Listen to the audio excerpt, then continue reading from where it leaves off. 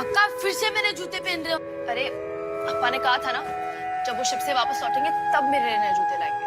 अम्मा अगले हफ्ते से तो मेरा भी कैंप स्टार्ट हो रहा है ना, फिर क्या करेंगे?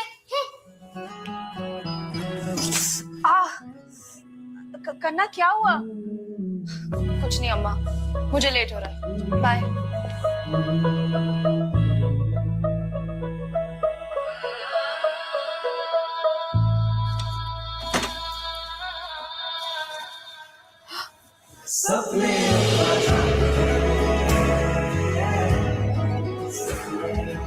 सपने अब आजाद हैं। Join up stocks. Investment in secure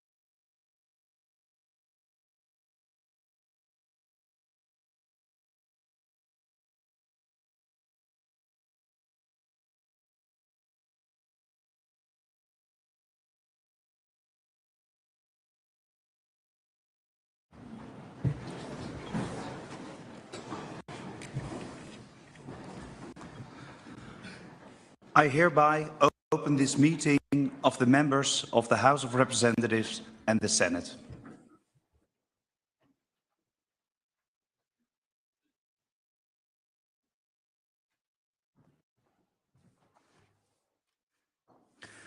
A warm welcome to all members of Parliament and anyone who is watching the live stream in the Netherlands and in Ukraine.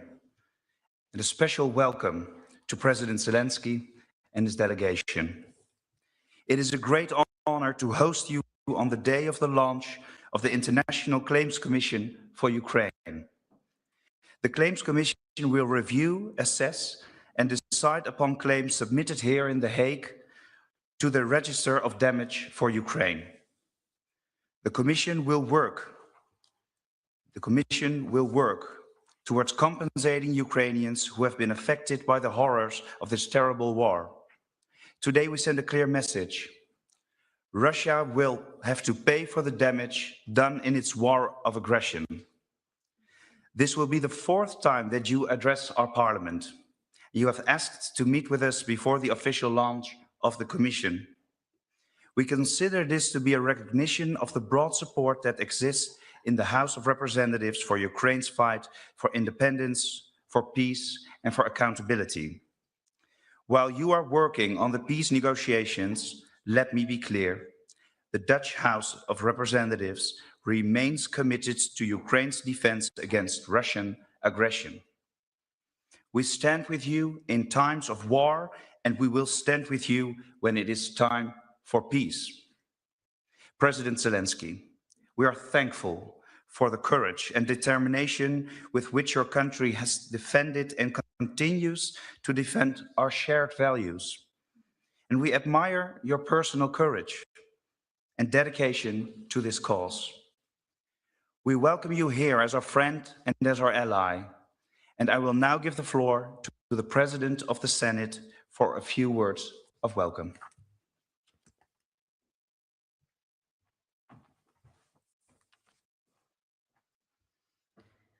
Dear Mr. President, dear members of the Ukrainian delegation, on behalf of the Dutch Senate, I'm also honored to welcome you here in The Hague.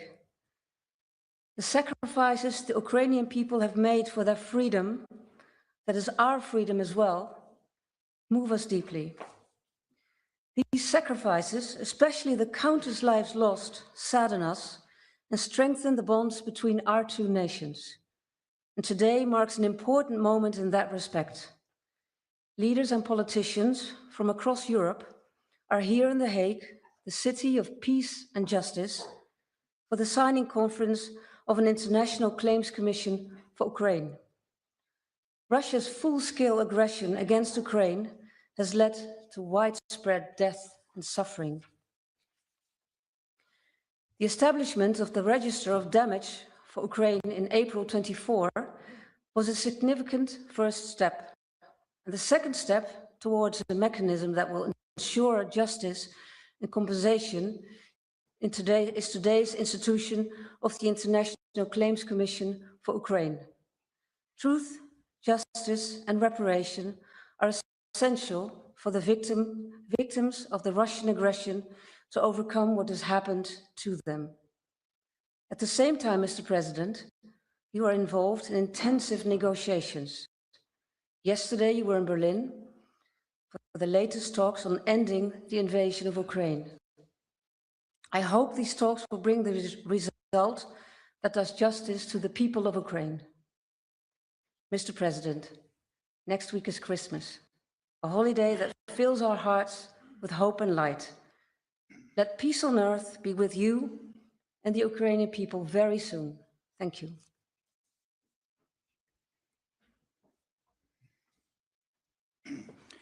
President Zelenskyy, you have the floor.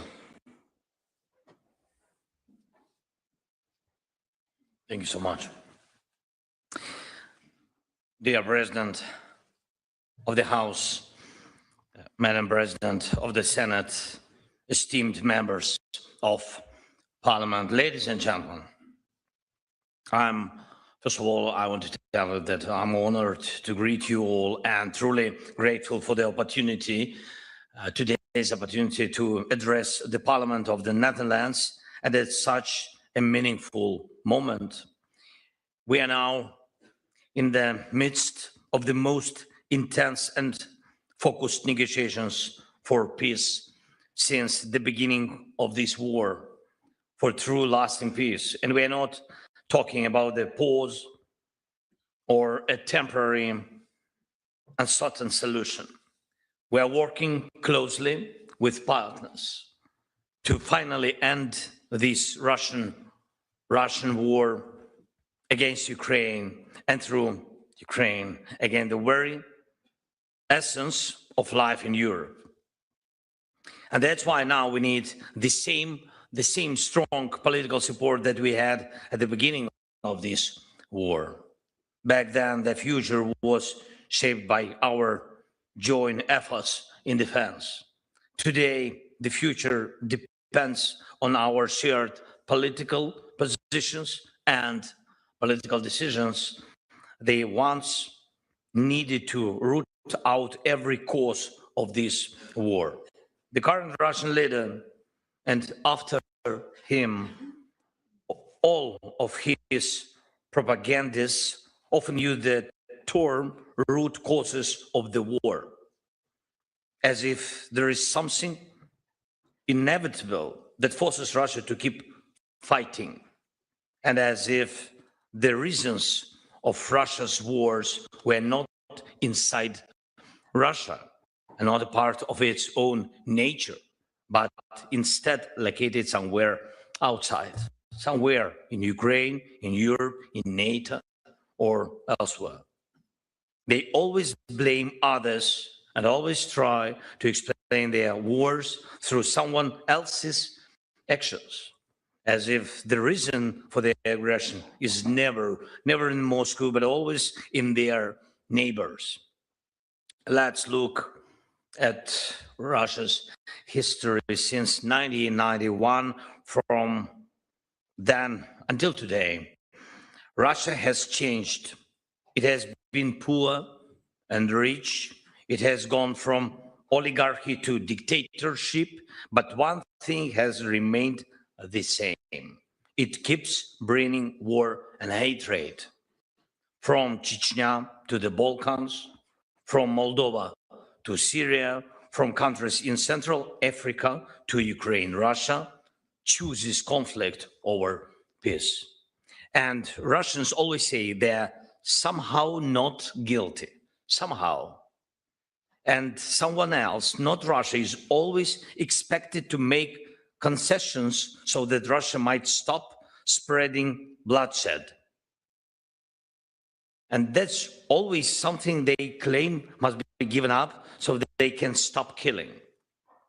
Now, in Russia's war against us, our people, our country, this logic has reached its largest and most dangerous scale. Russia has invaded our home.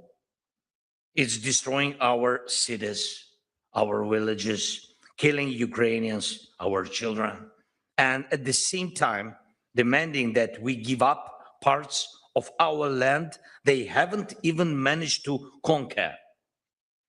Russia keeps nearly a million strong occupation force on our territory, and yet it demands that Ukraine accept limits on our right to join alliances and on our sovereignty.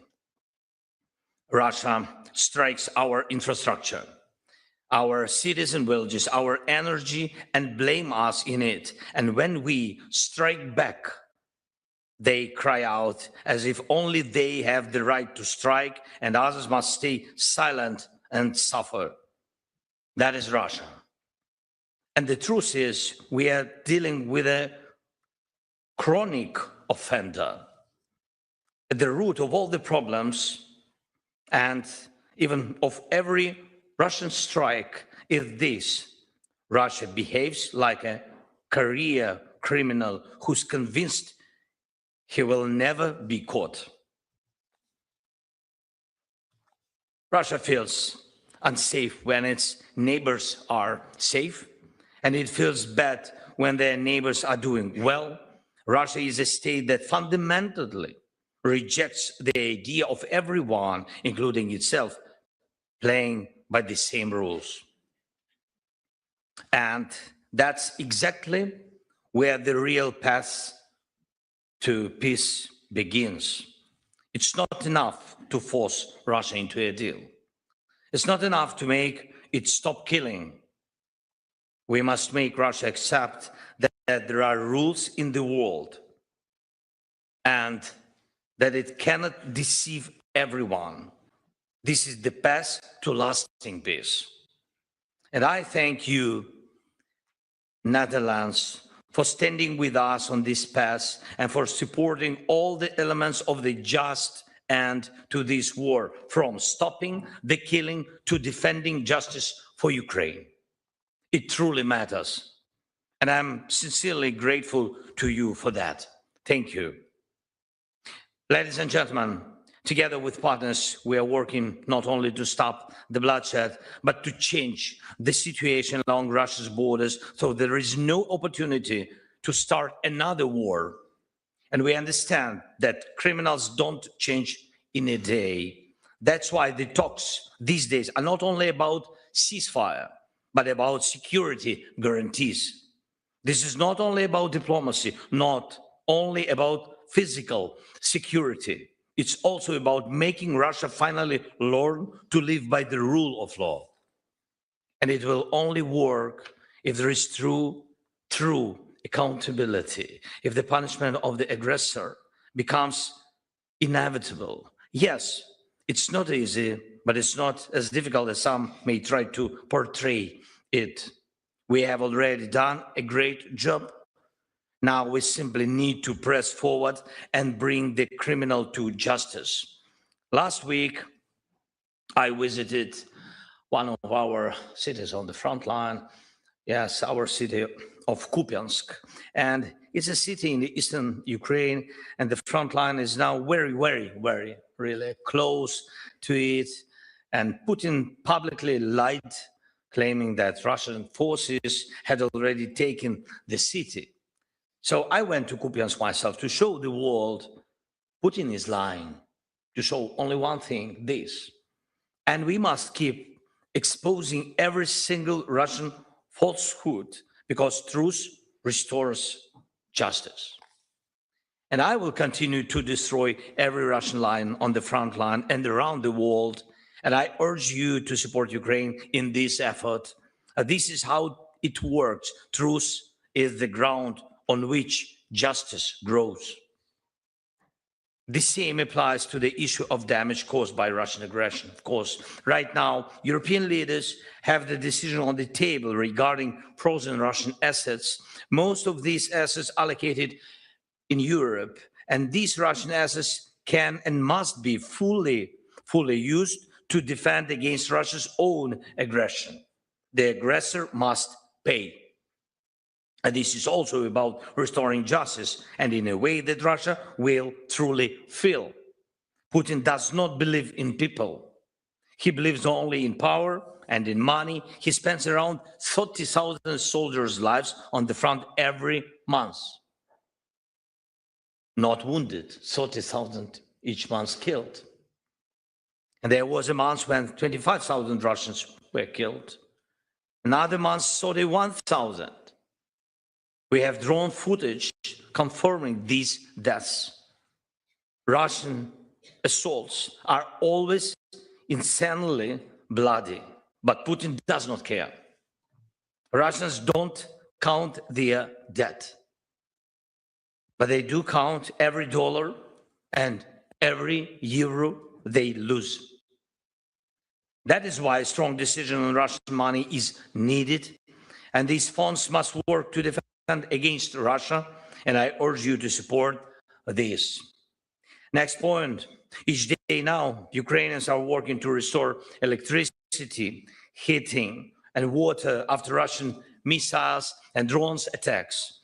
Russia is deliberately targeting our infrastructure. They know that in our region, the winter cold can become one of the most dangerous weapons. They try to use it against Ukrainians, against just ordinary people, against normal life. And that's why it's so important not to relax or rely on diplomacy alone. We must continue to strengthen our air defense, and we must support our ability to remain resilient under aggression. Every night, Ukrainian parents hold their children in basements and shelters, every night, hoping that our air defense will hold. Strengthening Ukraine's air defense and energy resilience is not just military support, it's a protection of life, a chance for the future. And we really value everything that Netherlands has already provided, from Patriot systems and F-16s, aircraft to artillery and drones. Thank you for that. And the Netherlands' leadership in the Pearl Initiative is especially meaningful, and these contributions help protect civilians and strengthen the air shield over Ukraine and over Europe. And we also welcome the steps toward joint drone production, which show that our cooperation is becoming deeper and more strategic. And I'm grateful to you for your decision to support us next year, 3.5 billion in support for Ukraine in 2026, and additional 2 in defense assistance adopted in December are powerful expressions of solidarity. We truly value this. Thank you so much. And every such act of solidarity proves one thing clearly: Russia's war will not become the norm, not now, not in the future. As long as you stand with us, and as long as our other partners stand with us, Russia stands alone with its war. This Sunday and Monday in Berlin, we held really intensive talks with President Trump's team and with Steve Witkoff, Jared Kushner, others, members of the team, and we're working in a great detail on documents that could stop the war and guarantee security. This is very important. And every single detail matters. Why? Because not a single detail must become a reward for Russia's aggression. If the aggressor receives a reward, he starts to believe that war pays off.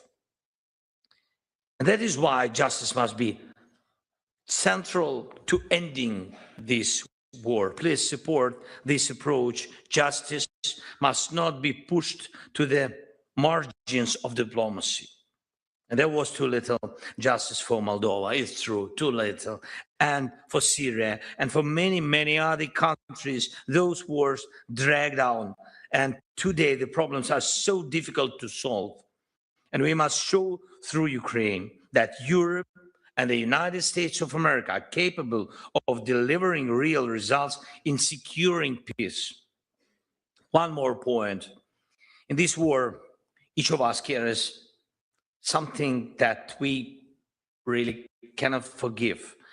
Many Ukrainian families have lost loved ones, and Russia has completely destroyed dozens of our cities and really hundreds of villages. Our people have suffered many humiliations. Thousands of Ukrainians have suffered through brutal captivity. During this war, there is hardly a crime against humanity that Russia has not committed.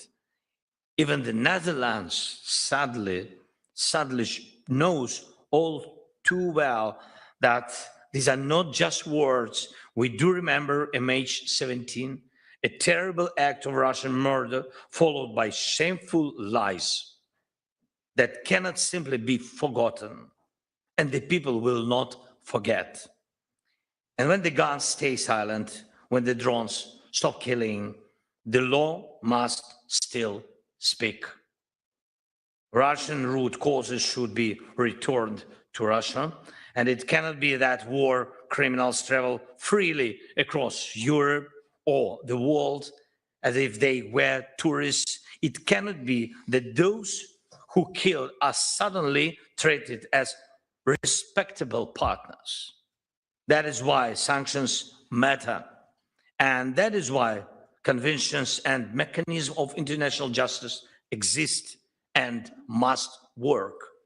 Alongside diplomacy, defense support for Ukraine, support for our resilience, I ask you, please continue supporting efforts to ensure legal accountability for the aggressor. So no matter how difficult it may be, and no matter how long it takes Russian war criminals must be held accountable.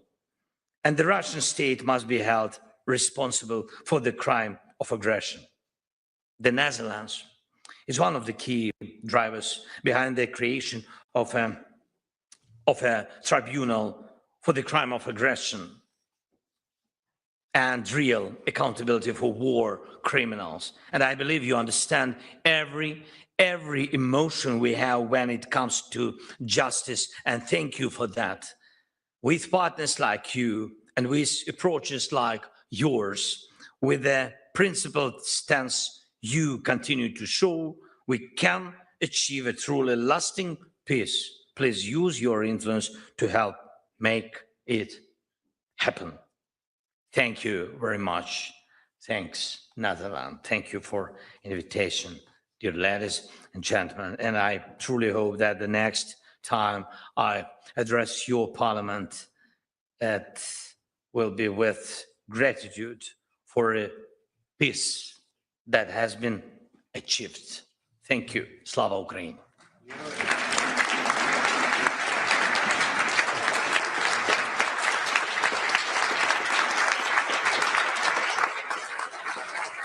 Thank you so much. Thank you. I can do it.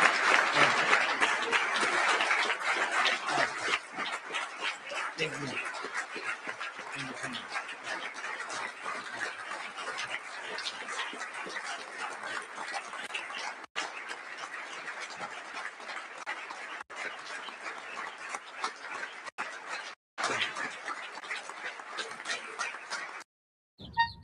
Dadu!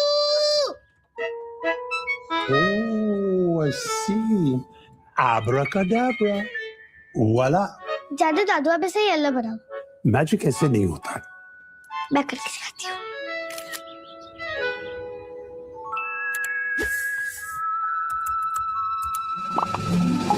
Abracadabra. ये कैसे किया तुमने? मैं क्यों बताऊँ? Reimagine your images. Your vivid magic is that Canva will say decide them.